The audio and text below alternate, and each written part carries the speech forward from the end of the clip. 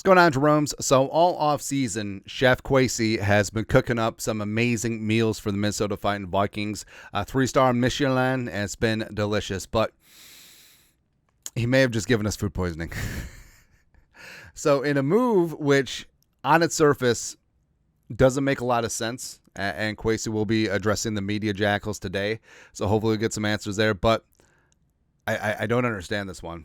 So the Vikings sign veteran journeyman quarterback Brett Rypien, most recently of the Bears, and waive quarterback Jaren Hall, second-year, fifth-round pick, a guy who had an amazing preseason, a guy who Vikings fans were clamoring needs to stay on the 53 and not chance trying to get him down to the practice squad because he'll be yoinked.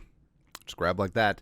But I don't know. We talked that the Vikings were probably going to add a fourth quarterback. I did not expect in this fashion. Like, why not sign Rypien to the practice squad? But we'll get into it. But overall, like Jaren Hall, he would like to speak to the general manager of football. That's it, man. But let's not look the gift horse in the mouth. So Brett Rypien, 28 years young, 6'2", 202, a record-setting quarterback at Boise State. Whatever.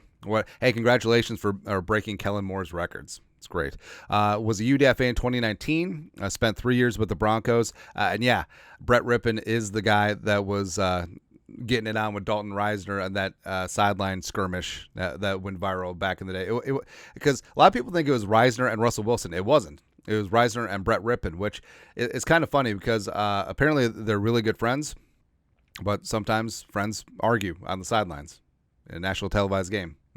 But also Reisner was in Denver with some of the coaches that have crossover here with the Vikings, like running game coordinator Curtis Modkins, offensive line coach Chris Cooper, etc. So they're familiar with Brett Rypien's game.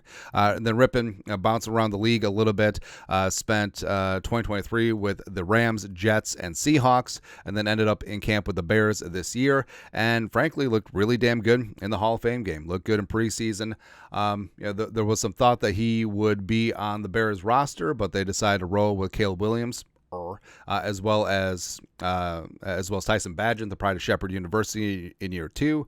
So that's where we're currently at. And Rypien has played in 10 career NFL regular season games, 4 starts, 950 yards passing, 4 touchdowns, 9 picks, and a 59.9 quarterback rating, which you would think is like, why? Why did you have to roster this? Why couldn't you just sign him to the practice squad? I don't know. Yeah, and with Jaren Hall, I hope that Jaren Hall remains in the sphere. I hope that he clears waivers and the Vikings are able to get him down to the practice squad. But, I mean, Jaren Hall, even though, yeah, he was tossed into the fire as a rookie, had some up and down results, but he was dynamite this year in preseason, really showing up and showing out and looking really damn good. And there's some upside there. And we said, like, hey, maybe Jaren Hall can develop into the long-term backup for J.J. McCarthy. That certainly could be in the cards. But now, I mean, the Vikings are at a crossroads. And now Hall has to pass through waivers, and Brett Rypien is on the roster for whatever reason. But like we said, trying to reason what was going on here. So, number one, so Rypien obviously had other 50-man roster offers. Otherwise, why would the Vikings offer this spot up and not go the practice squad route?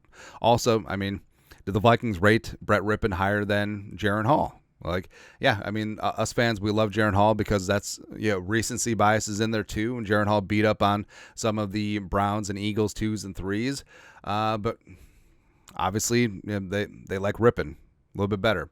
Also, they could potentially get Hall on the practice squad now rather than if they just waived him at initial 53-man cuts, because a lot of other teams, they have the 53-man roster set.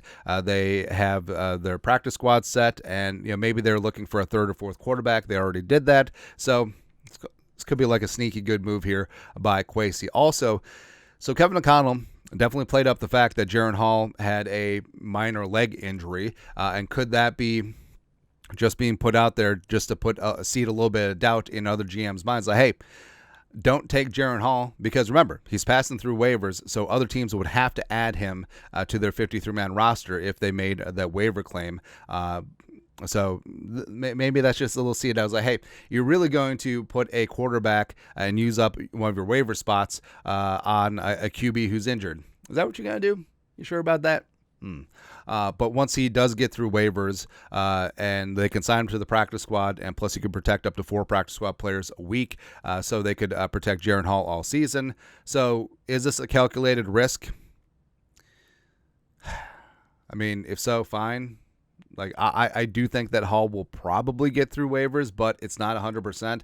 And frankly, if this meant that you would lose Brett Rypien, if you had to put him on the 53 versus the practice squad, go ahead. I don't care. I would much rather you kept Jaren Hall on the 53, but I don't know. We'll get some answers from Kwesi today. I'm supposed to feed the local media jackals today at some point, but I don't know, man. I just don't get this one, but who knows? Like, things will work out the way they're supposed to work out, right?